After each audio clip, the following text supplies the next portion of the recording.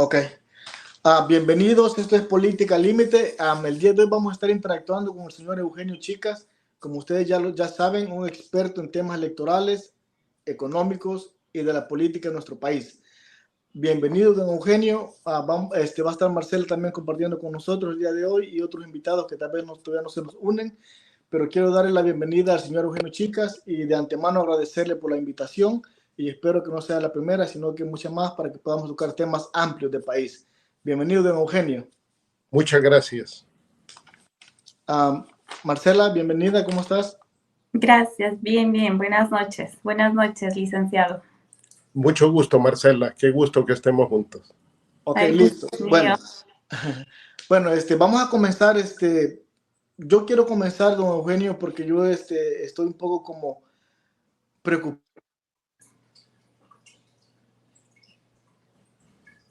Se te pausó. Sonido. Edgar, se te pausó, no te escuchamos nada. Sí, espérate un momento, ya. Pues, Ya. Ahora, ya, ok. Ya. Bueno, estaba diciendo de que las personas no entienden la problemática ni ven nada serio cuando nos referimos al problema económico que está viviendo el país, don Eugenio Chica. Yo quisiera que usted nos dijera cuál es la diferencia en deuda del gobierno actual en comparación con los gobiernos anteriores, para que la gente, tal vez porque uno les dice no creen, pero teniendo usted que tiene conocimiento más amplio, nos podría explicar por qué este país está endeudando tanto ahorita más que los años anteriores. ¿Cuánto es el dinero de diferencia, don Eugenio? Bueno, yo creo que primero debemos de articular como varios temas que están relacionados con la deuda. La crisis económica o la situación económica que está viviendo el país tiene que ver con varios fenómenos. Uno, la situación del endeudamiento que está vinculado también al gasto público. Hay otra que es la situación de la inversión extranjera directa, la IED, inversión extranjera directa. Un tercero que tiene que ver con la capacidad de exportación que tiene el país. Y esos tres elementos tienen que ver con un cuarto, y es cuál es la dinámica del crecimiento económico del país, que en definitiva es la que va a determinar en qué condición está el país para pues enfrentar las necesidades del desarrollo y de la gente. Bueno, en primero con su pregunta, el tema de la deuda pública del país, actualmente la deuda pública ronda los 28,000 millones de dólares, 28,000 millones de dólares. Eso incluye un poco más de 9,000 millones, que es la deuda del sistema de pensiones, la deuda previsional. Pero lo llamativo en este caso es que este gobierno, el gobierno del señor Bukele, en 4 años y medio de gobierno, porque estamos hablando con el cierre del 2023, ha endeudado al país por un poco más de 10,000 millones de dólares. Bueno, cualquiera diría, bueno, y eso es poco, es bastante, ¿con qué lo comparamos? Bueno, cuando él recibió el gobierno, la deuda país estaba alrededor de los 16,000 millones de dólares, o sea, en el 2019, 16,000 millones de dólares, y el ritmo de endeudamiento, por ejemplo, del gobierno anterior de Salvador fue de alrededor de 4,000 millones de dólares en 5 años. El endeudamiento de Mauricio Funes rondó otros 4,000 millones de dólares, y del último gobierno de Arena, del gobierno de Antonio Saca, el endeudamiento rondó por los 3,000 millones de dólares. De esa manera el país en los últimos 20 años acumuló alrededor de, hasta el 2019, 16,000 millones de dólares.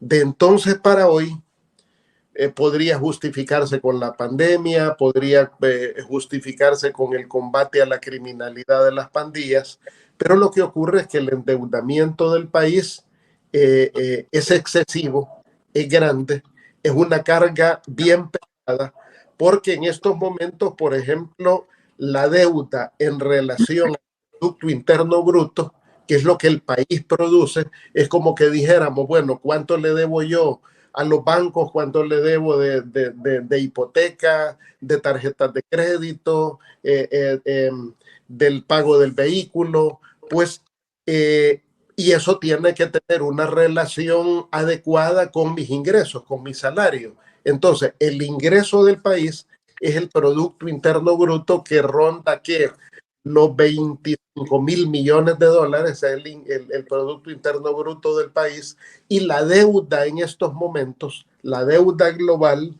es del 83% del Producto Interno Bruto global del país. Entonces, una deuda del 83%, pues ya solo le deja un rango del 17% al país para respirar, para poder resolver problemas de alimentos, problemas del desarrollo, de la educación, de la salud, etcétera. O sea, ya la deuda externa junto a la deuda previsional ya es asfixiante para el país, ya es demasiado pesada para el país. Entonces, y el problema, eso se compara con el fenómeno del crecimiento. ¿Por qué? Porque tener deuda en sí puede ser que no sea malo. Todo depende de para qué se utiliza la deuda. No es lo mismo endeudarse para consumo con las tarjetas de crédito que endeudarse para tener un vehículo para trabajar, o endeudarse para adquirir una casa, una vivienda, o endeudarse para montar un negocio. En el caso de El Salvador, el problema del endeudamiento se compara con el escaso crecimiento económico que está teniendo el país. Por ejemplo, de acuerdo a datos de Forbes y de la CEPAL, durante el año 2023, El Salvador creció a un ritmo de 2.2 y probablemente hasta 2.3%. Es el menor crecimiento económico de la región centroamericana. 2.2, 2.3. Para el año en el que estamos, 2024, el crecimiento está previsto que se desplome entre 1.5 y 1.7%. Ese es un crecimiento demasiado pequeño, muy estrecho para enfrentar los problemas del desarrollo. O sea, las posibilidades de... Y para el próximo año 2025 se va a mantener esa dinámica de escaso crecimiento económico. Entonces, el país tiene una deuda bien grande, el país está teniendo muy poco crecimiento económico. Además, por ejemplo, somos el país con las menores exportaciones en la región centroamericana. O sea, lo que producimos y lo que vendemos al mundo está siendo muy poco y es la menor venta de la región centroamericana. Nuestras exportaciones son las más pequeñas de Centroamérica. Y además, comparado con la perspectiva de crecimiento, por ejemplo, el país tiene el problema de que no estamos recibiendo capital fresco, no estamos recibiendo suficiente inversión extranjera directa. ¿Qué es la inversión extranjera directa? Son aquellas inversiones de, por ejemplo, uno de nuestros mayores inversionistas históricamente ha sido España, Estados Unidos, México, Colombia, que son los países como más cercanos, más estrechos, que han invertido más en el país. Pero, por ejemplo, 2023, ¿cómo se comportó la inversión? En el 2023, un país de muy poco crecimiento económico como Nicaragua. Nicaragua tiene muchos problemas políticos, problemas económicos, muchas presiones internacionales. El año pasado Nicaragua tuvo de inversión extranjera directa 1.200 millones de dólares, que es uno de los rubros más pequeños de la región centroamericana, 1.200 millones de dólares. Pero El Salvador solo tuvimos 300 millones. O sea, tuvimos el 25% de lo que obtuvo Nicaragua, que tuvo mucho éxito pues para sus condiciones políticas en cuanto a la inversión extranjera directa. Entonces, pero El Salvador no nos fue bien en ese terreno. La pregunta es, ¿qué pasará? ¿Por qué El Salvador está creciendo tan poco económicamente? ¿Por qué El Salvador está recibiendo tan poca inversión extranjera? ¿Por qué El Salvador está exportando tan poco? La hipótesis de los organismos financieros internacionales es que eso tiene que ver con la inseguridad. Pero ojo, ya no. es el problema de la inseguridad criminal de las pandillas, porque ese es un tema que y lo ha superado bastante, y yo creo que es de los temas que se le deben de reconocer al gobierno del señor Bukele, el hecho que ha logrado contener la criminalidad de las pandillas, contener, todavía no resolver, contener, y eso ofrece un respeto para la población, y esa es la bandera que le permitió ganar con mucha holgura la última elección presidencial. Sin embargo, la pregunta es, si ya llevamos 2 años de tener contenidas la criminalidad de las pandillas, ¿por qué el país no crece económicamente? Y tiene que ver con la inseguridad, pero no la inseguridad criminal, sino la inseguridad jurídica. O sea, de acuerdo a los organismos financieros internacionales, el problema que hoy El Salvador enfrenta es que los inversionistas ven que se están generando muchos cambios legales país y eso no genera el mejor clima de tranquilidad para atraer inversiones. Por ejemplo, la reelección del presidente Bukele. La reelección pues es inconstitucional, genera un gobierno ilegítimo, genera un gobierno ilegal, pues no ha estado bien, porque hay 6 sendos artículos de la Constitución que lo impedían y claro, eso se logró de manera irregular, pues cambiando la sala de lo constitucional, pusieron otra sala que való la reelección, cambiaron al fiscal, etcétera.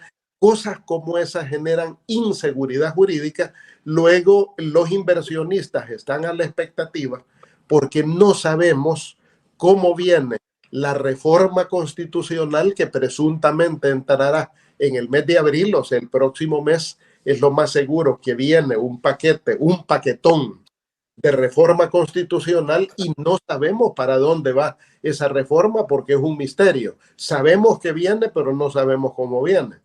Además, sabemos que estos problemas que tiene el gobierno con el excesivo endeudamiento, con la falta de crecimiento económico, lo van a obligar a plantear un paquete de reforma fiscal, la medicina amarga que ya sabe el señor Bukele con anterioridad, la medicina amarga es de reforma fiscal porque necesitan financiar los proyectos públicos, el gobierno mismo, entonces viene una reforma fiscal.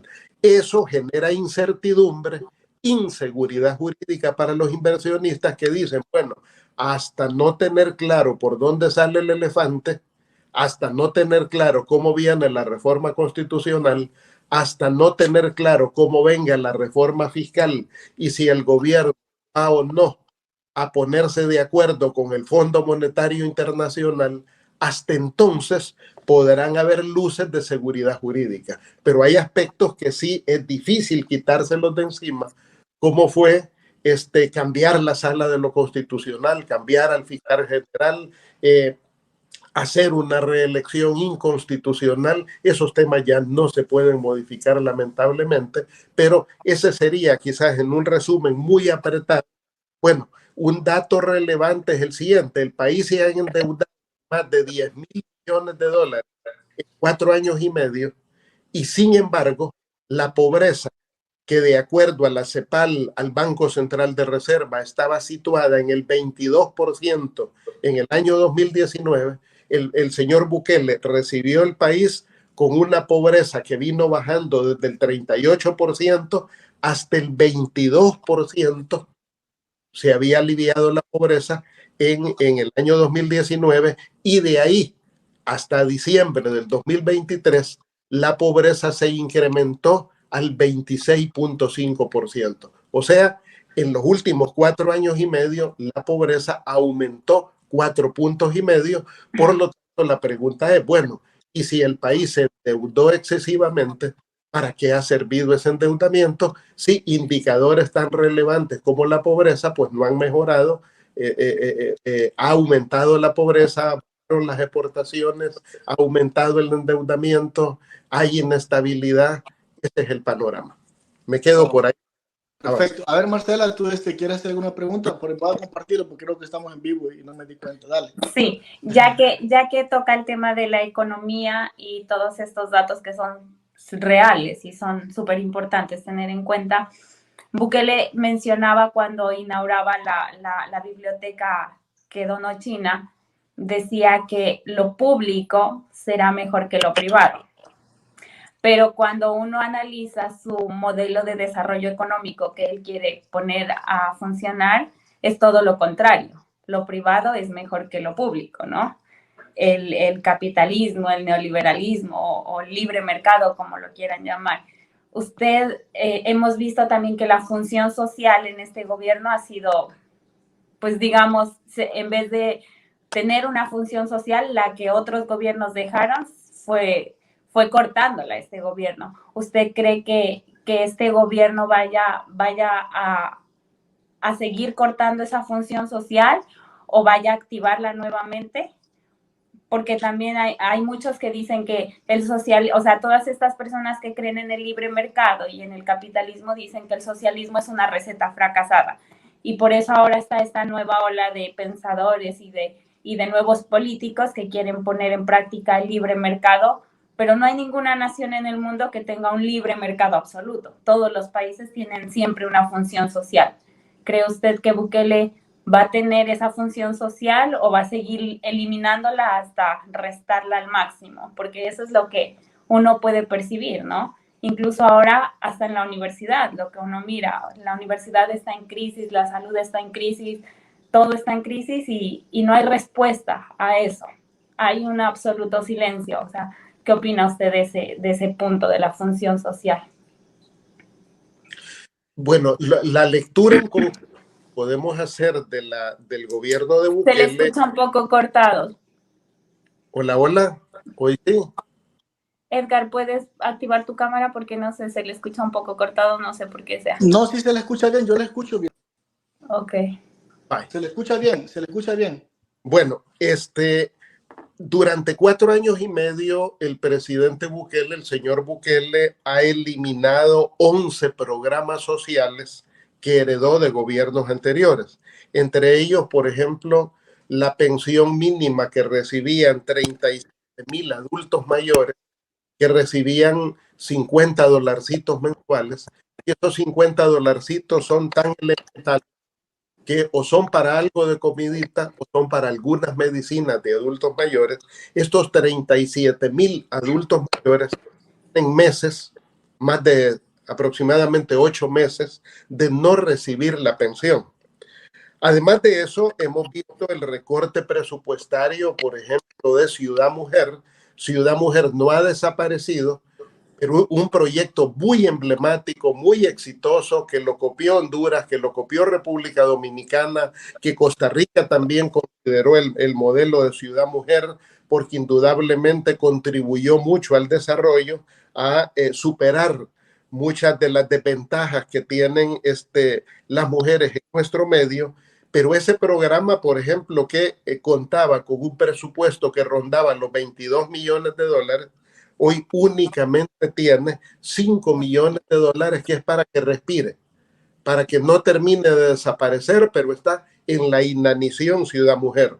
Agricultura familiar fue otro proyecto eliminado por Bukele, ha sido reducido sensiblemente el paquete escolar, el vaso de leche, alimentos, o sea, el presupuesto y los programas, los 15 programas que Bukele en el 2018 le ofreció a la Universidad de El Salvador, ninguno, absolutamente ninguno se ha materializado.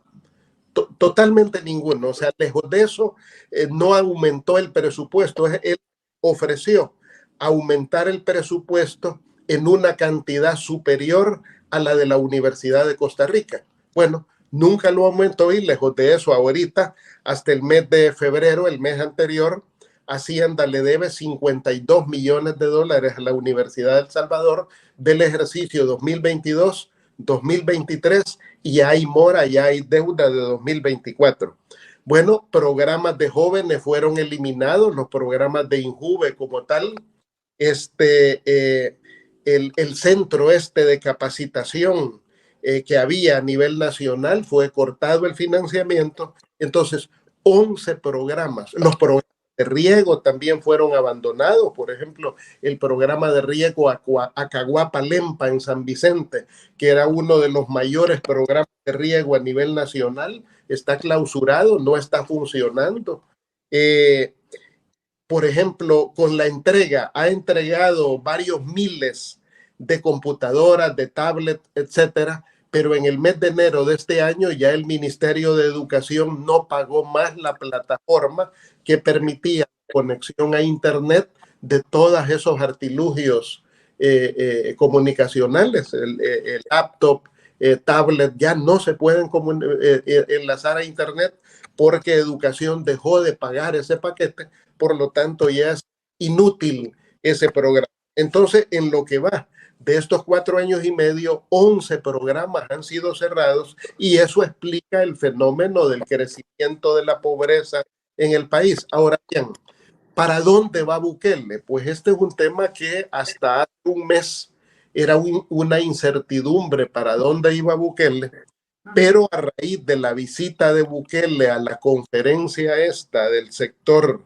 republicano, de una parte del ala republicana de Estados Unidos, el ala trumpista de los republicanos, y la presencia del señor Bukele en esa conferencia, pues ya nos ha dado más luces de hacia dónde va ideológicamente Bukele, porque antes era una incertidumbre de si Bukele, pues, como venía de la izquierda, si estaba todavía en la izquierda, si se había quedado en el centro, que qué cosa era Bukele. Bueno, a partir de esa conferencia y la cercanía con el hijo de Bolsonaro, la cercanía con Milei, pues ya ha dado una señal muy clara, muy franca, Bukele, de que su gobierno, en este caso un gobierno neoliberal más que va hacia la derecha, pues esa es la realidad. Se está entendiendo muy bien con importantes sectores del capital salvadoreño, no con todos, por supuesto,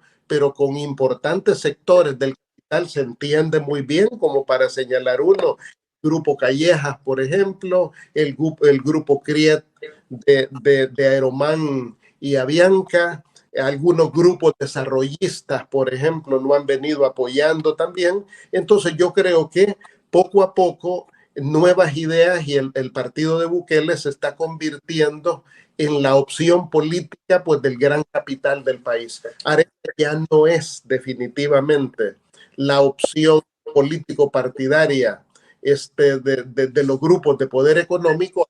Ya perdió 4 elecciones al hilo y obviamente estos grupos son pragmáticos, invierten, no malgastan su dinero y por lo tanto, pues, es nuevas ideas la opción de estos grupos económicos y pues creemos que por ahí se va a mover. Ok, perfecto. Ya que usted mencionó, digamos, Arena y esos partidos, yo quería hacerle una pregunta a usted, porque yo he escuchado mucho, digamos, que se está hablando o sea, los líderes opositores dicen de que fue un fraude y pues ya sabemos la historia de lo que ha pasado, de las cosas que vimos el día de las elecciones. Pero mi pregunta es para usted que es experto en temas electorales, que han dado en otros países asesorando y mirando, ¿por qué la OEA no se pronunció claramente si en verdad hubo un fraude en la elección en El Salvador y solo dijo que habían, digamos, contratiempos y cositas así? O sea, lo maquilló de una manera no tan tajante como la oposición dice que es. ¿Cuál es su opinión sobre eso, señor Eugenio Chicas? Ahí, en esto, yo he escrito sobre este tema mis publicaciones. Una de mis publicaciones lo que señala es que el país, El Salvador, está ante un fraude estructural. Hay un problema de un fraude, hay fraude, pero ese fraude es estructural. Ahora, ¿por qué la OEA y por qué, por ejemplo, no se puede documentar la manera de fraude que ocurrió, que hubo el día de las elecciones? Porque legalmente en el país, para considerar fraudulenta una elección y declarar ilegal una elección, debe de cumplir jurídicamente 4 requisitos para poder decir esto fue fraudulento, es ilegal y la elección hay que volverla a repetir porque no sirve. De acuerdo a la ley hay 4 requisitos. El primer requisito es que la elección haya ocurrido en una fecha diferente a la que fue publicada. O sea, si la elección fue convocada el 2 de febrero y no fue el 2 sino el 4, ese es un factor para cancelar esa elección, para declararla ilegal y para considerarla fraudulenta. En segundo lugar, el segundo término es si los lugares de convocatoria para la votación son diferentes el día de la elección de los que se habían anunciado de manera previa. O sea, si por ejemplo la elección no fue en el inframen, sino fue en el García Flamenco, eso, de acuerdo a la ley, entonces es ilegal, ha habido fraude y esta no fue correcta la elección. Tercer elemento, que en la papeleta no aparezca alguno de los contribuyentes. Por ejemplo, el partido Pajarito no apareció en la papeleta y su candidato ya estaba inscrito y no apareció en la papeleta. La elección es fraudulenta y hay que repetirla porque es ilegal. Déjenme ver, hay un cuarto término. No recuerdo el cuarto, pero es ese tipo de tecnicismos lo que regula la legalidad para poder establecer si una elección es fraudulenta o no. ¿A qué me refiero yo, por ejemplo, con el concepto de que ha habido en El Salvador es un fraude estructural? Es por lo siguiente, porque desde el momento, por ejemplo, en que Bukele, aprovechando su mayoría legislativa en el año 2021, porque primero hay que reconocer que la elección del 2021 estuvo bien hecha. Nadie, ni la oposición, ni quienes seguimos los temas electorales, señalamos de que hubiera habido alguna irregularidad más allá del uso abusivo de la propaganda, de los recursos del Estado, etcétera. Pero bien, su mayoría la obtuvo porque la población votó por nuevas ideas y por el señor Bukele en la legislativa y municipal del 2021. El problema vino después. El día 1 de mayo, con esa mayoría legislativa, el señor Bukele y sus diputados deponen a la Sala de lo Constitucional sin seguir el procedimiento constitucional de un antejuicio. O sea, ¿se pueden quitar los magistrados? Sí, se pueden, pero tiene que haber un mérito de ley, tiene que haber un debido proceso y ese debido proceso tiene que ser un antejuicio y un antejuicio donde se expongan las razones jurídicamente válidas para quitar a los señores y acto seguido elegir nuevos magistrados con el procedimiento que señala la Constitución, que es el Consejo Nacional de la Judicatura, el que abre concurso público, postulan quienes creen llenar los requisitos, participan las asociaciones de abogados y al final elige la Asamblea Legislativa. Eso no ocurrió. La misma noche, en 2 horas, llamaron a Mengano, Fulano, Perencejo, votaron por ellos en la Asamblea, pasándose por el arco del triunfo, el debido proceso, el proceso constitucional del Consejo Nacional de la Judicatura para elegir esa nueva sala, si es que hubiera habido mérito, que no lo hubo, para quitar a esos señores que fueron quitados en el año 2021 y estaban electos hasta el año 2027. Esa sala estaba electa hasta el año 2027. O sea, esa es una cosa enorme, jurídicamente grande, inconstitucional, muy abultada, y acto seguido quitaron al fiscal general. ¿Por qué al fiscal general? Porque por constitución es el garante de los intereses del Estado y por lo tanto había que poner un fiscal dócil, un fiscal, bueno, el fiscal es muy cercano a Bukele, entonces el que pusieron y al que quitaron todavía le faltaba un año, hasta el año siguiente, 2022, iba a vencer su término. Acto seguido, en septiembre de 2021, esa sala que puso Bukele, sin que nadie les hubiera preguntado, dijeron, ¿saben qué? Se nos ha ocurrido que, bueno, vamos a sacar un documento que dice que en El Salvador es posible la reelección. Pero ¿quién les preguntó? ¿Y sobre la base de qué proceso determinaron que era posible la reelección? Si hay 6 artículos constitucionales y 8 constituciones al hilo desde 1841 que establecen la alternancia. Y el propio señor Bukele públicamente con Luisito Comunica, con distintos medios, había dicho que aquí no hay reelección. Entonces, por eso es el alegato del fraude electoral. Pero más adelante otro elemento. A menos de un año de las elecciones, la bancada oficial, por iniciativa del gobierno, se le ocurrió dinamitar, volarse el artículo 291A del Código Electoral, que en todo país democrático existe ese artículo, que es el que establece que no se pueden hacer reformas electorales a menos de un año de la elección. ¿Cuándo reformaron ese artículo? Junio del 2023. Junio del 2023. O sea, a 7 meses de las elecciones. Entonces, se vuelan el artículo y acto seguido vienen todas las reformas de reducir la legislatura de 84 a 60, de cambiar la fórmula repartidora del sistema JARE al sistema TONC, de canalizar los votos exterior para San Salvador. Luego se volaron los consejos municipales para alterar toda esa matemática. O sea, eso es el fraude estructural, bien demostrado jurídicamente, pero ese fraude estructural no entra en las causales que establece el Código Electoral.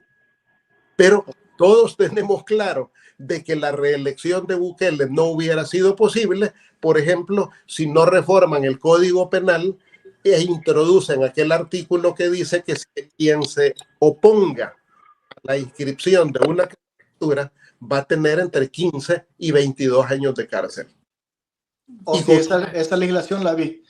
Y con agarraron el Tribunal Electoral. Entonces, ese es el concepto. O sea, El Salvador lo que ha tenido es un fraude estructural. Le pongo otro elemento. Habráse visto discurso del 15 de septiembre de Bukele. Yo lo he leído 3 veces y lo he leído 3 veces. El 15 de septiembre de 2023, Bukele dice: hace meses controlamos a los criminales de pandilla. Controlamos la criminalidad y a los criminales de pandilla, textualmente. Eso dijo Bukele. Bueno, y entonces, ¿para qué sirve el régimen de excepción? Si ha cometido preso a los pandilleros, o como el 4 de febrero, el domingo 4 de febrero, en horas de la tarde, en conferencia de prensa, el periodista de la BBC de Londres le preguntó a Bukele: ¿y por qué han capturado a 70,000?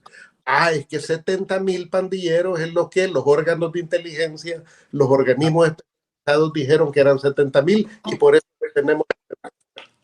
Entonces, si ya lo tienen, y entonces, ¿por qué hacer una elección bajo régimen de excepción? ¿Por qué tener al país bajo régimen de excepción? Son todos esos elementos que yo los he publicado por escrito, los que me parecen que fundamentan la hipótesis de que en el país estamos ante un fraude estructural. Tengo una pregunta. Usted habla de todos los hechos que configuran este fraude electoral y muchos dicen ya vivimos en una dictadura o en el siguiente periodo ya va a haber una dictadura, ¿no?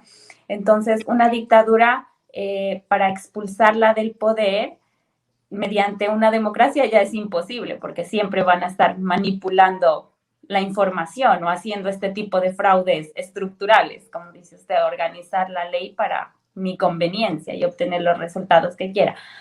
¿Cómo puede hacer la oposición o la ciudadanía, ese 70%, digamos, de personas que se abstuvieron de votar en estas últimas elecciones para sacar a esa dictadura del poder? ¿Cómo lograrlo si ya no podría ser mediante una democracia? ¿Cómo organizarse? ¿Qué debería hacer? Bueno, yo igual he escrito mi última columna, la penúltima columna que escribí. Yo escribo en el diario El Mundo cada semana. Establecí y argumentó de que este gobierno es ilegal, es ilegítimo, porque es inconstitucional.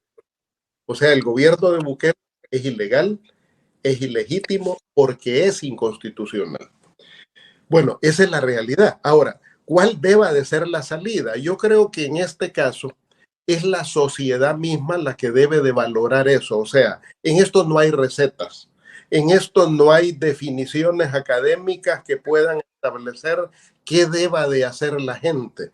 En primer lugar, yo creo que tenemos, ¿por qué han sostenido el régimen de excepción?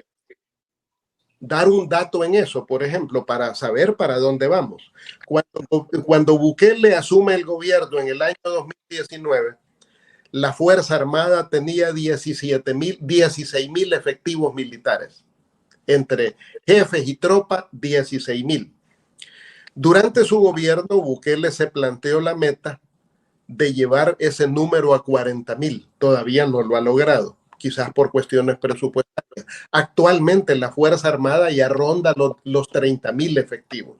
O sea, ya virtualmente duplicó el tamaño de las Fuerzas Armadas. La PNC se mantiene igual, no ha crecido la PNC. Lejos de eso han sacado mucha gente. Toda la gente que ya había cumplido 60 años la expulsaron de la policía. Pero ¿por qué hace crecer más al ejército que a la policía? Sencillo. Para tener un soldado, pues basta que tenga 6º grado o hasta 9º grado, no más. No se necesita más. 6º grado, 9º grado, con sopo de lo que medio sepa leer y escribir. 90 días de entrenamiento militar y va a la calle uniformado y con un fusil en la mano. ¿Cuánto gana? El mínimo, $360 gana un soldado y de él le descuentan la comida, le descuentan el uniforme. En cambio, para formar un policía, tiene que ser bachiller, tiene que pasar 2 años en la Academia de Seguridad Pública y el salario básico del policía recién graduado son más de $700.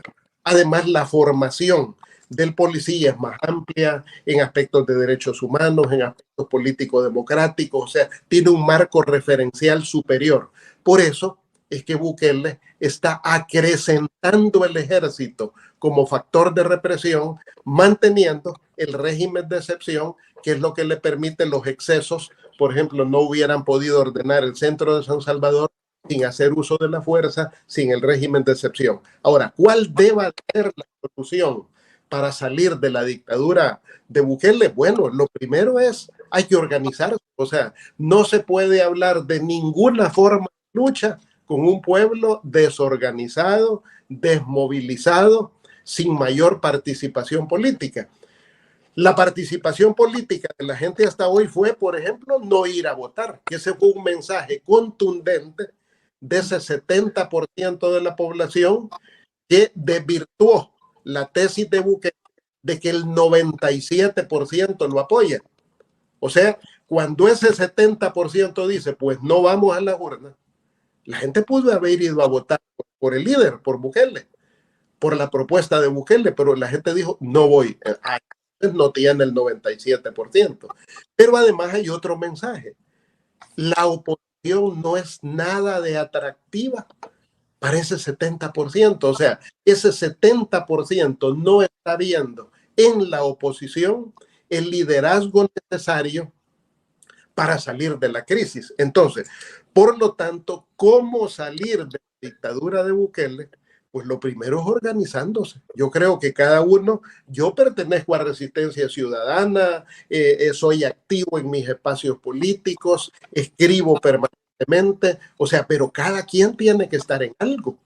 Bueno, ustedes están en algo, o sea, tienen este medio que es formidable para que la gente se pueda cultivar políticamente, informativamente, sepa qué está haciendo en el país, pero el problema es que nuestra sociedad está desmovilizada, está desorganizada, está atomizada, está atemorizada, no tenemos una oposición articulada. Entonces, antes de hablar de cuáles deban de ser las maneras para salir de la dictadura de Bukele y de los excesos de Bukele, creo que el ABC, podríamos decir, es: punto 1, organizarse, pertenecer a algo.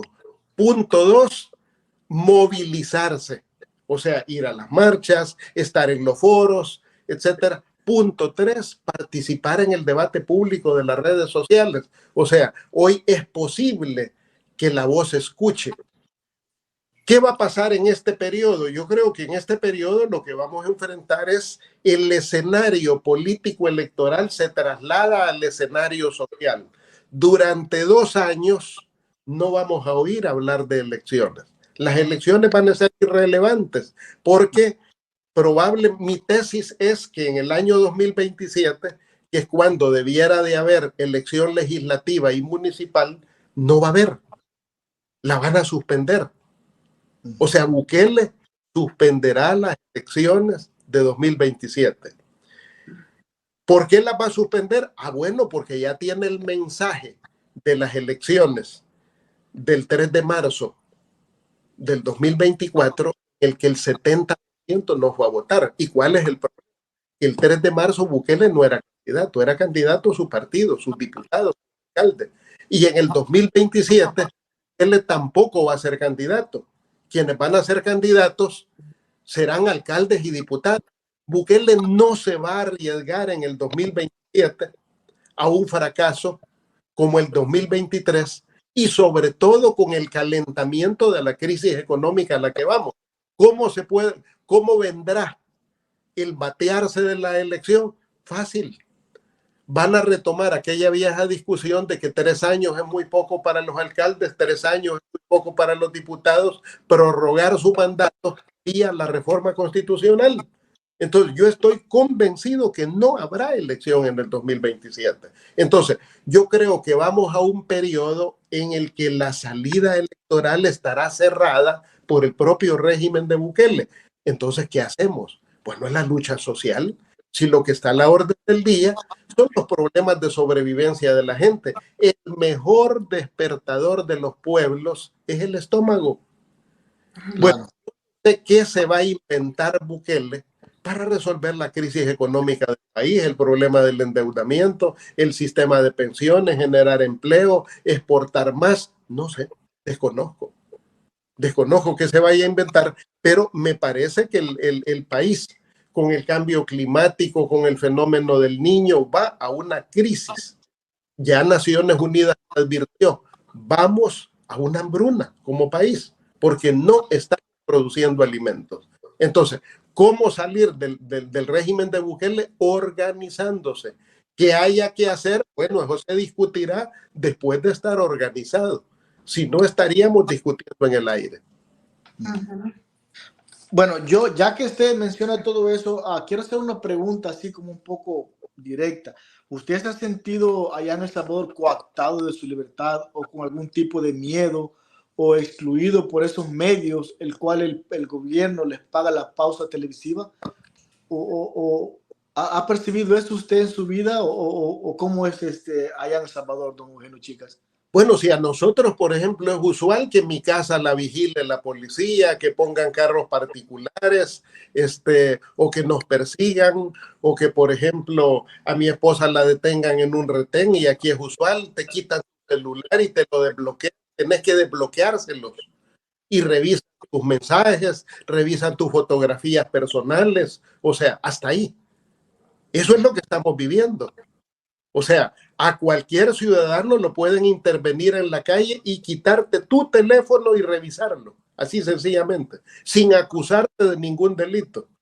O sea, lo que hay es una campaña muy fuerte de temor, no solo mediática, pero bien, eso ya lo vivimos con las dictaduras militares en el pasado. O sea, esta sociedad tiene esa experiencia. Entonces, ¿qué vaya a ocurrir?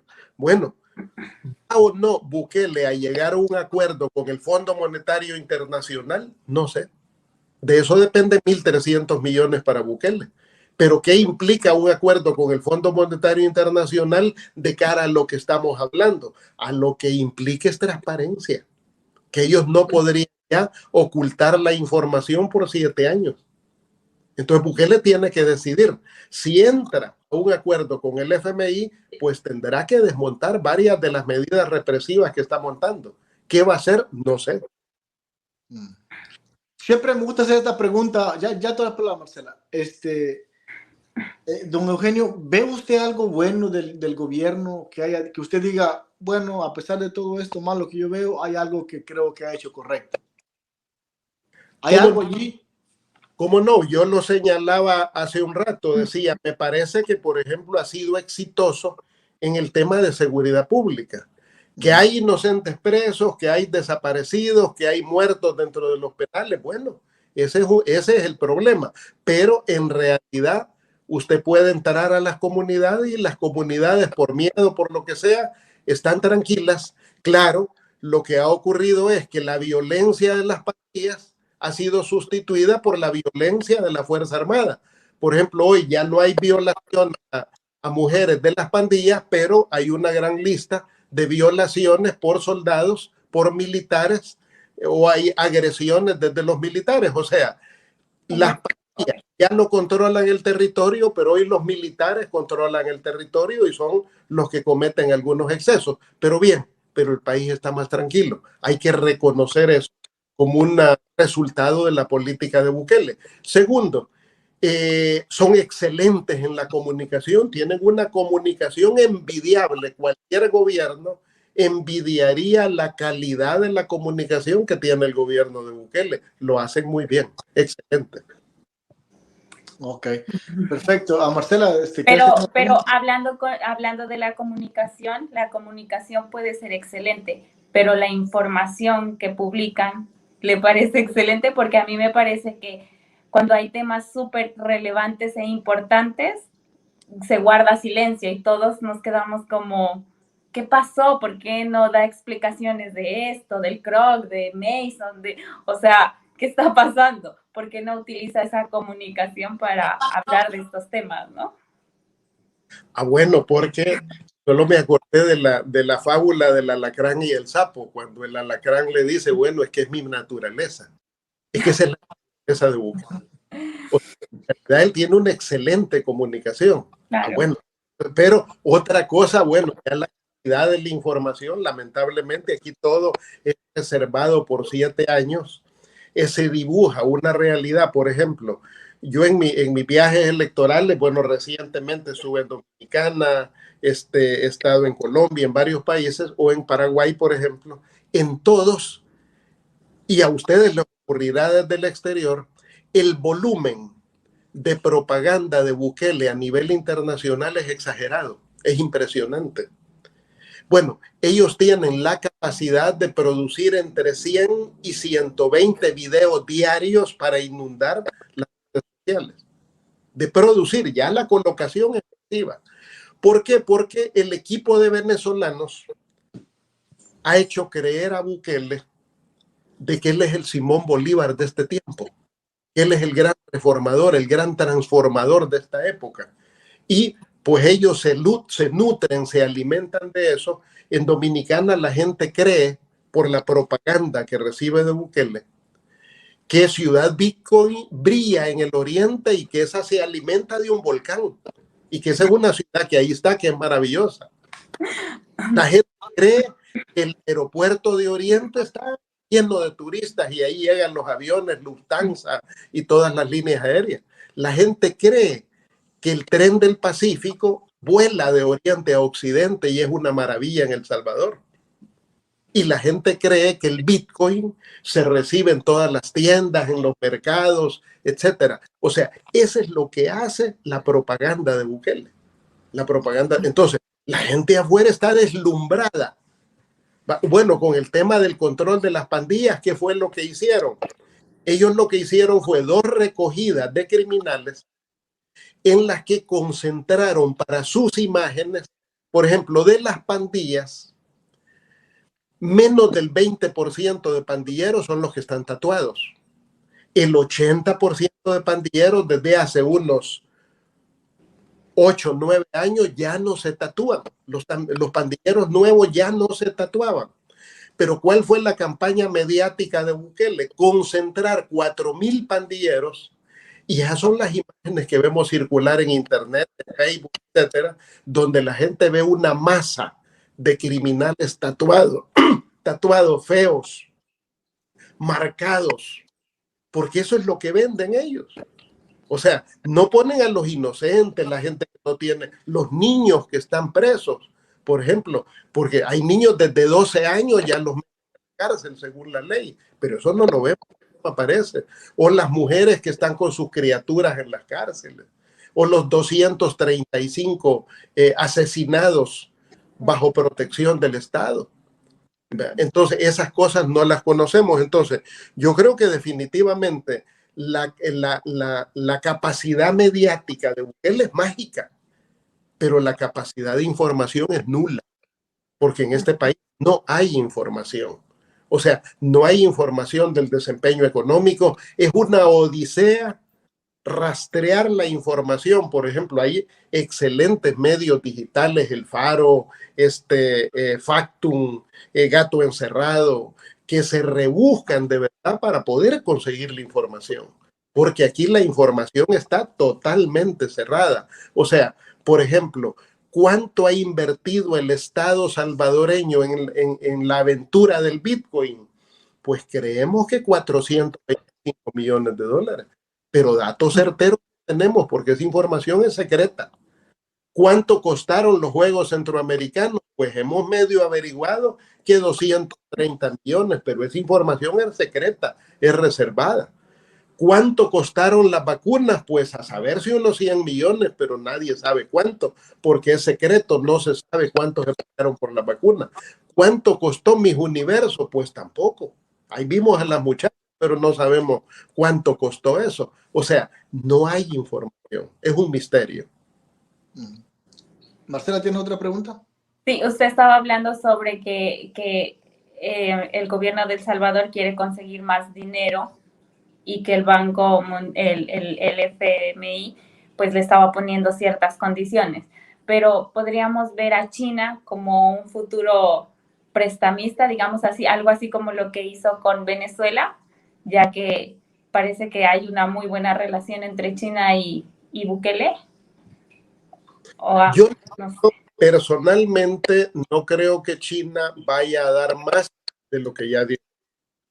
¿Por qué razón? Porque China es una potencia económica que tiene intereses muy concretos, tiene metas de desarrollo. Y China, pues cuando entra a un país, lo primero que pregunta, bueno, ¿y aquí qué hay? ¿Hay oro? ¿Hay petróleo? ¿Qué mineral hay? ¿Qué tan relevante es este mercado para mis productos? O sea, China no es la Madre Teresa de Calcuta. Una potencia que lo que tiene son intereses y tiene una meta de crecimiento económico, etcétera.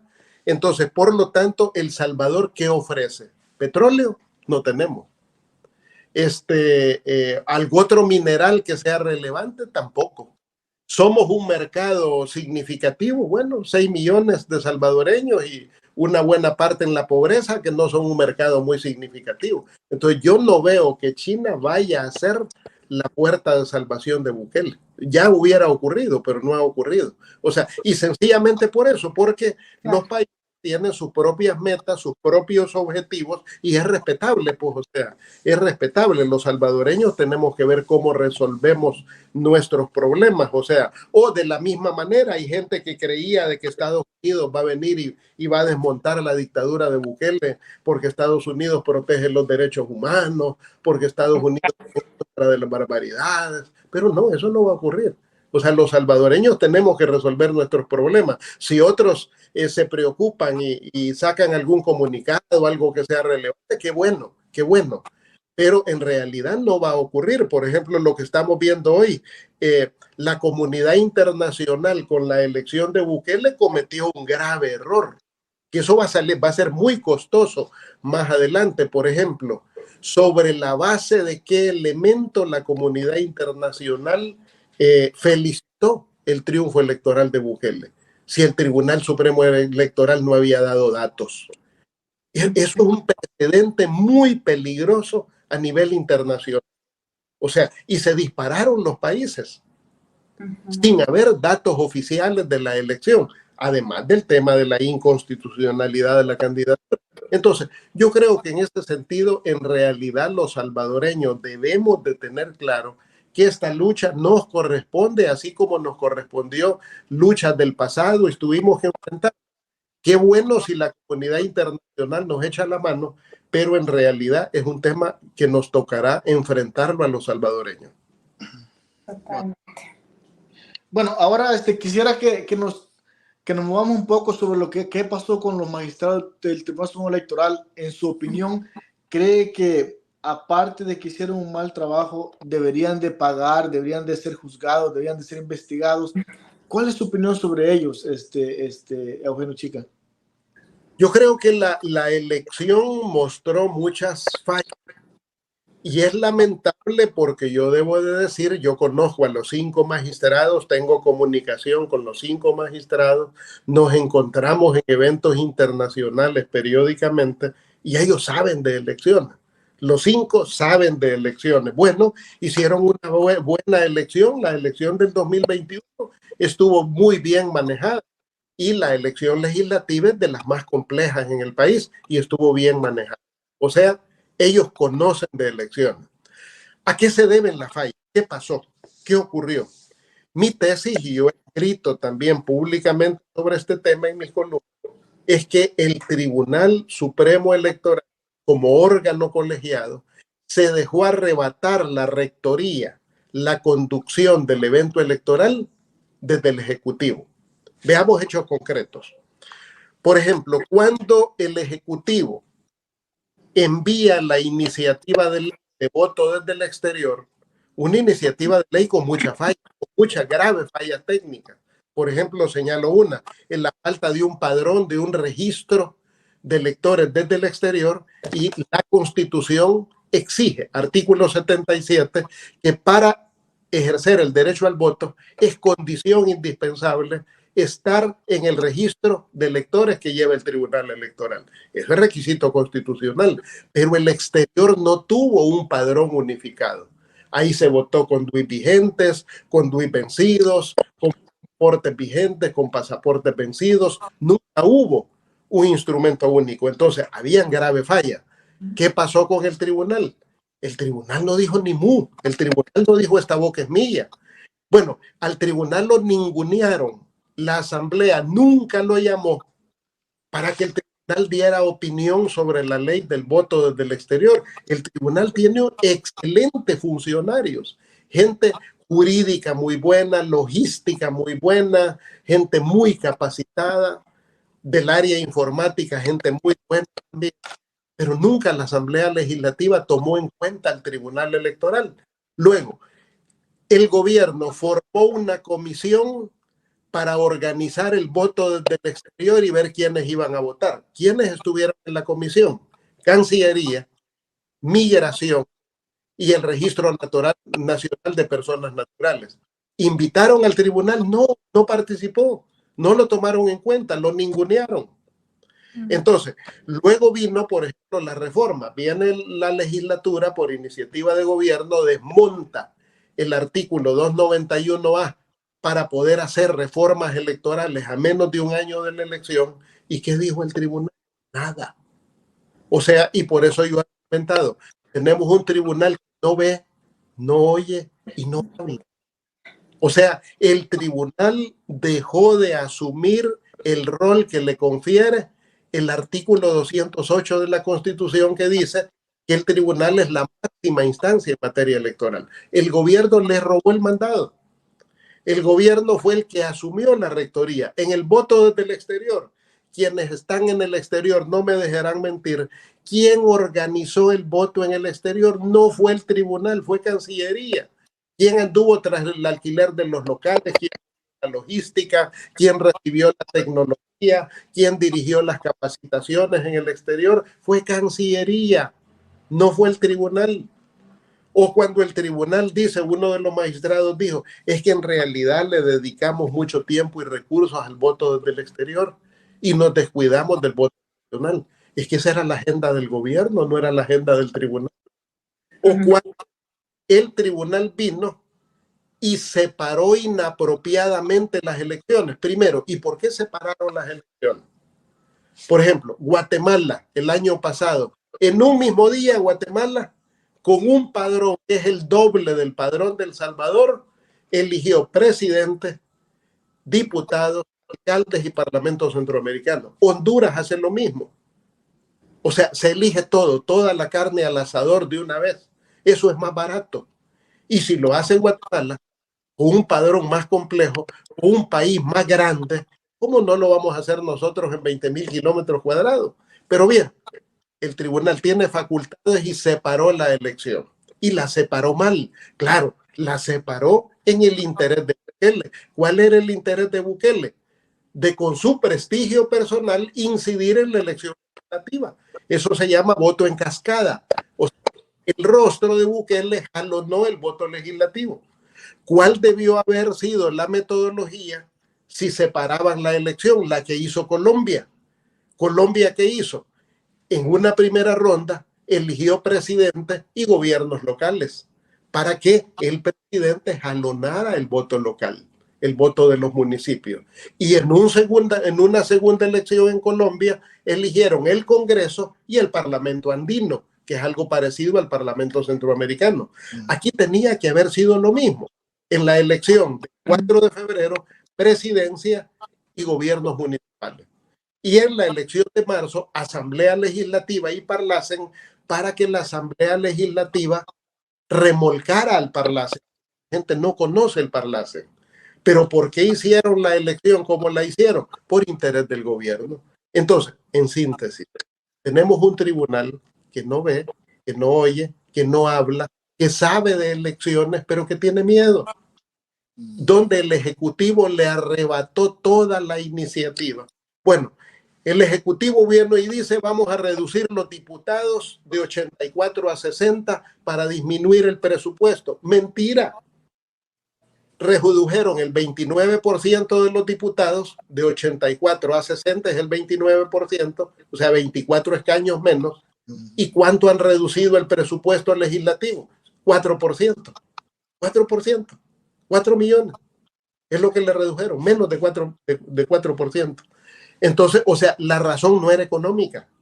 La razón era que la Unión quedara de 3 a 2 diputados, Morazán de 3, solo 2, Chalate de 3, solo 2, San Vicente de 3, solo 2, Cabañas, etcétera.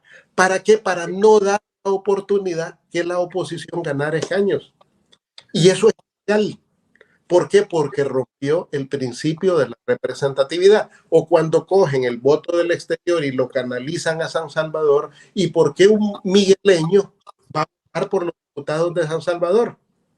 ¿Y por qué un chalateco va a votar por los diputados de San Salvador? Eso rompe el principio constitucional de representatividad. Y el tribunal lo sabía. ¿Y qué dijo el tribunal? Ni mu. Entonces, en definitiva, el tribunal perdió el control, la rectoría, el proceso electoral, el proceso, quien lo manejó a su antojo ha sido Bukele y el gobierno. Ok. Pero mi pregunta, ¿cree usted que pueden ser, ¿cómo se dice, enjuiciados? ¿Quién? Los magistrados del tribunal. Yo creo que los van a terminar metiendo presos. ¿Y por qué? Puede ser, yo les he advertido eso públicamente a ellos, porque al final ellos van a ser los culpables y eso lo necesitan para hacer la reforma. ¿Cuál es la reforma que viene? Según la Constitución actualmente, según la Constitución, los 5 magistrados se componen, los primeros 3, de ternas que presentan el primer partido que logra mayoría en la presidencial, el segundo partido y el tercer partido, cada uno presenta una terna y de esa terna la Asamblea Legislativa elige. Por lo tanto, y otras 2 ternas vienen de la Corte Suprema de Justicia. La propone la Corte Suprema de Justicia. O sea, Nuevas Ideas tendría que proponer una terna de donde sale el presidente. El FMLN, que es la segunda fuerza, tendría que poner la segunda terna y la tercera terna Arena, ya que quedó en tercer lugar presidencial. Y las otras 2 ternas las propone la Corte Suprema de Justicia. Eso lo van a reformar el otro mes. ¿Por qué? Con el argumento de que el tribunal no sirvió, de que el tribunal se equivocó, de que fue una calamidad, lo van a reformar. Y por lo tanto, las 5 magistrados ya no los van a proponer los partidos, sino la Corte Suprema de Justicia. Entre paréntesis, Nuevas Ideas serán todos. Hablando, sí, bueno, dale. Ya que tocó el tema de la reforma constitucional, que unos dicen, no tengo ni idea, otros dicen, sí, eso viene porque viene. ¿Cómo legalmente debería ser una reforma constitucional según las leyes de El Salvador? ¿Y cómo usted cree que vaya a hacerlo este gobierno? Bueno, hay sentencia de Sala de lo Constitucional, y eso es precedente jurídico, que una reforma constitucional para poder ser tal debe de haber sido ofertada y explicada en la campaña en la que se eligen a los diputados. Fíjense bien. Y por eso digo, hay sentencia de sala de lo constitucional que una reforma no puede ser introducida si desde la campaña electoral los diputados no le explican a la gente, mire, yo como diputado me comprometo y tengo la intención de reformar tal y tal cosa de la Constitución. ¿Por qué? Porque de esa manera el soberano le delega o no le delega esa responsabilidad, vota o no vota por él. Esa es la manera. Entonces, por lo tanto, jurídicamente, Nuevas Ideas no podría introducir un proyecto de reforma constitucional porque de la pasada elección eso no fue propuesto a los electores. Los electores ignoran cuál es la intención jurídica del gobierno respecto a hacerle cambios a la Carta. Entonces, en realidad, no habría manera de hacer una reforma constitucional si previamente no se le informa al soberano de qué se trata. Le pongo un caso. Supóngase, yo personalmente apoyo el aborto, pero hay personas que no lo apoyan y eso es respetable. Imagínense que venimos varios diputados y decimos, nosotros nos vamos a proponer, queremos que nos elijan como diputados y nosotros, nuestro compromiso será reformar la Constitución porque queremos que desde la Constitución quede definido el aborto. Bueno, el elector dice, a mí no me parece eso, yo no voy a votar por usted porque no estoy de acuerdo con que haga eso. Ese es el control que el soberano establece sobre su representante cuando el representante le dice, esta es mi intención. Pero ahorita no va a ocurrir eso. Nadie sabe. Yo especulo, como le doy seguimiento a los temas electorales, ya calculo por dónde va a salir el elefante. Pero la gente no sabe. No sabe. O sea, otro elemento. Es muy probable que esa reforma constitucional deje abierta la reelección ya de manera indefinida. Pero ese es un tema que el soberano, el pueblo lo debió de haber conocido previamente. Y de esa manera, ese es el deber ser. Que el soberano diga, esa reforma que van a introducir me gusta, me parece que es correcta, apoyo a esos diputados. Esa es la manera, pero en el mundo real no va a ocurrir de esa forma. Bueno, creo que estamos con el tiempo de Duarte, que la gente decía, con Duarte aunque no me harte. Acá el tema debe de ser con Nayib, con Bukele, con Nayib o con Bukele, aunque la economía muera, así porque está jodida la cosa. Yo le quería preguntar, don Eugenio, ¿cómo ve usted lo del régimen de excepción? ¿Cree que ya es hora de que el gobierno tenga una política más amplia en el cual ya no se le vulneren más los derechos a los ciudadanos salvadoreños? ¿Cuál es su opinión sobre eso?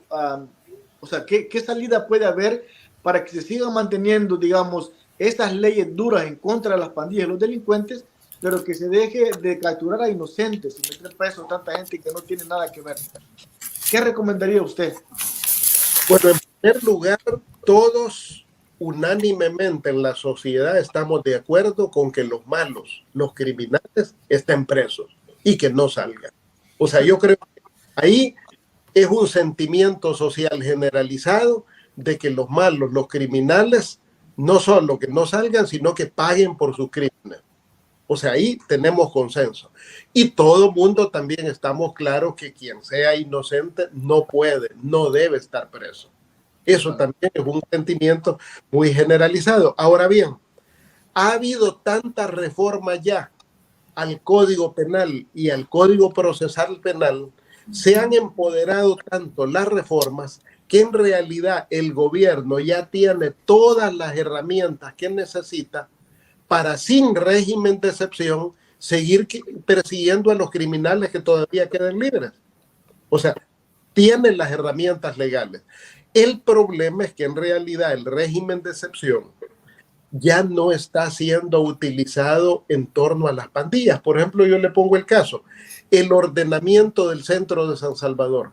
Yo creo que ese es un logro de Bukele y yo creo que todos vemos bonito, está bonita nuestra capital, qué bueno que esté bonita, que esté ordenada, hasta ahí estamos bien, estamos de acuerdo, una ciudad bonita, ordenada, etcétera. El problema es, ¿y cuál es la opción que se le ha dado a cerca de 30,000 vendedores ambulantes nacional que han sido desplazados de los cascos históricos?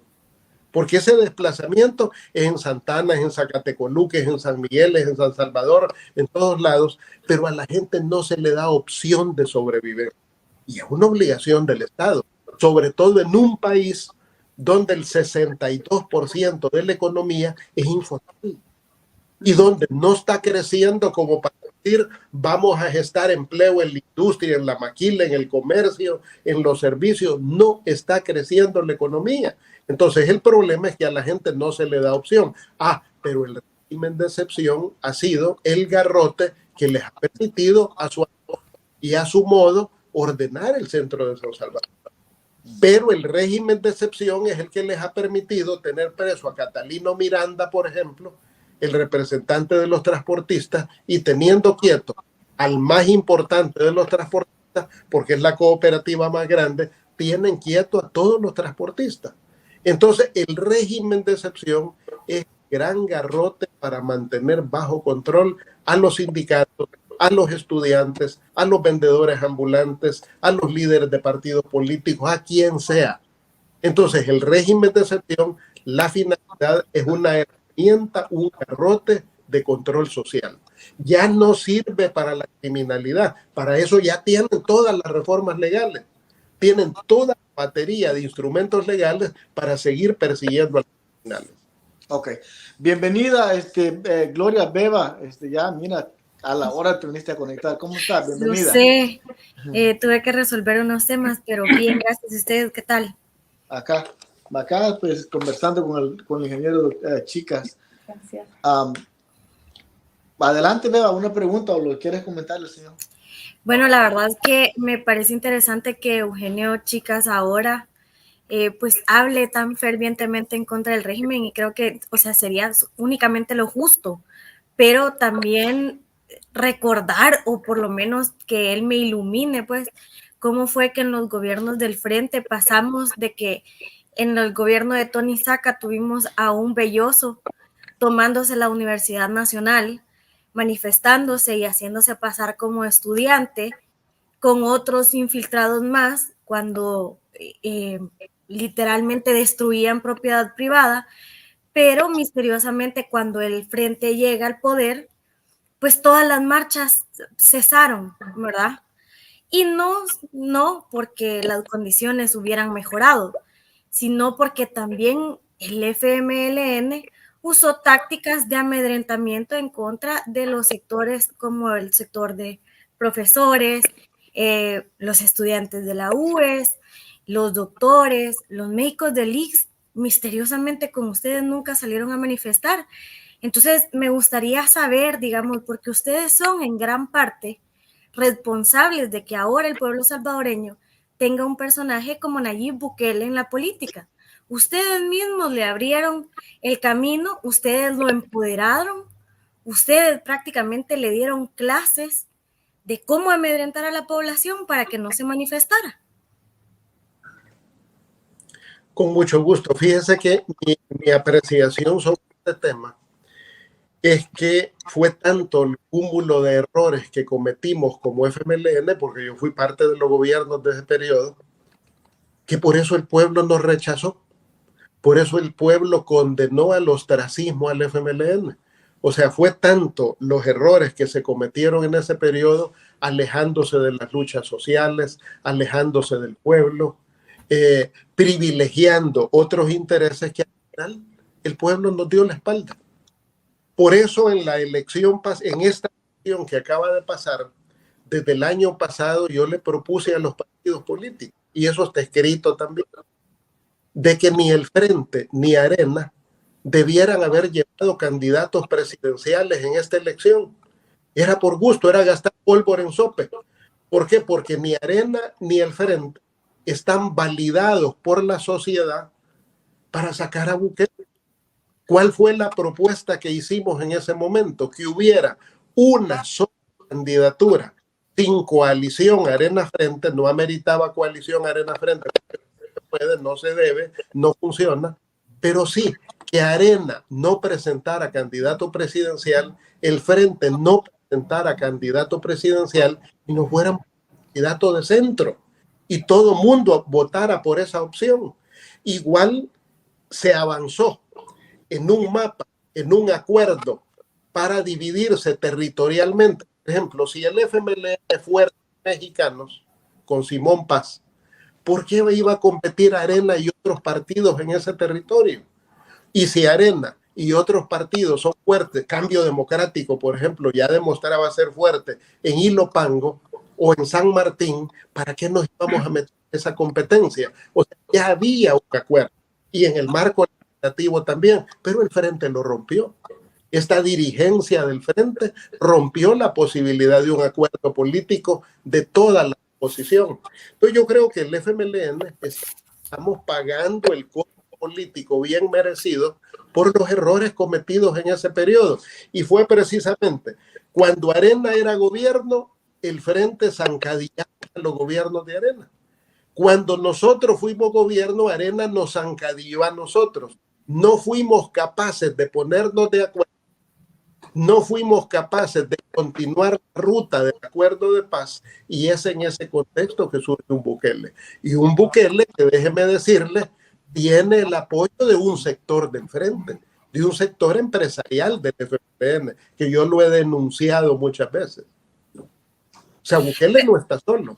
Pero digamos, no, claramente no está solo, pues. O sea, él se llevó a lo más cínico, voy a decirlo así, del FMLN y lo más cínico y lo más rastrero de la derecha, exactamente. Pero digamos, la propuesta que usted tenía era legitimar de alguna manera igual esta partida tan desigual, tan ilegal a la que se sometieron. Entonces, yo de igual manera no considero que una coalición hubiera sido y sea pertinente, porque los valores que representa el FMLN en sus dogmas, en su constitución, pues, no lo que hicieron, sino lo que está plasmado en la institución y la constitución del partido. No son acordes y no hacen un match con los valores de Arena, por ejemplo. O sea, son dos contrapuntos que para mí de igual manera deben existir, ¿verdad? Y que el unificar sería también darle esa parte de razón a la población y decirle, sí, miren, cuando nos conviene nos juntamos y jalamos para el mismo lado, pero la gente lo toma del otro lado. La gente lo toma como, sí, entonces roban juntos, ¿verdad? Y se deslegitimiza el valor, la ideología, los principios que cada uno representa. Pero de todos modos, aquí no había opción, porque nadie tuvo la valentía, nadie, me refiero a los actores políticos, los que en su momento pudieron denunciar. Ustedes que tienen un peso, porque nosotros al final somos salvadoreños ciudadanos. Ustedes que tenían un peso, dejaron simplemente que las cosas siguieran pasando, desde la destitución de los magistrados de la Sala de lo Constitucional, la destitución del fiscal, la imposición, una corte de cuentas puesta a dedo, etcétera. ¿Qué pasó? ¿Negociaron también en la asamblea los diputados del FMLN que estaban en la legislatura pasada? Bueno, son públicas las facturas de los 4 diputados del Frente, son públicas y en contra de todas esas barbaridades. Esas están documentadas, o sea, el Frente no conestó eso. Pero hay otro dato importante. En noviembre, en noviembre del año pasado, ya en campaña, yo hice público, yo escribo cada semana y yo me reuní por separado con los 3 candidatos presidenciales y les planteé, retírense, no participen en la elección. Mi artículo fue, no hay condiciones democráticas para una elección libre y justa. Está escrito, está publicado y se los plantea a los candidatos. No había condiciones para ir a esa elección, pero no quisieron. O sea, lo que le damos seguimiento al tema electoral, incluso el siguiente artículo fue más duro. Se llamó, esta es una batalla de tigre suelto con burro enterrado. Así de cruel. Esa era la batalla electoral. Tigre con burro enterrado. No había ninguna posibilidad. Se lo dijimos públicamente. Yo estuve en TCS, estuve en el Canal 21, escribo en El Mundo, me reuní con ellos, pero no quisieron hacer caso.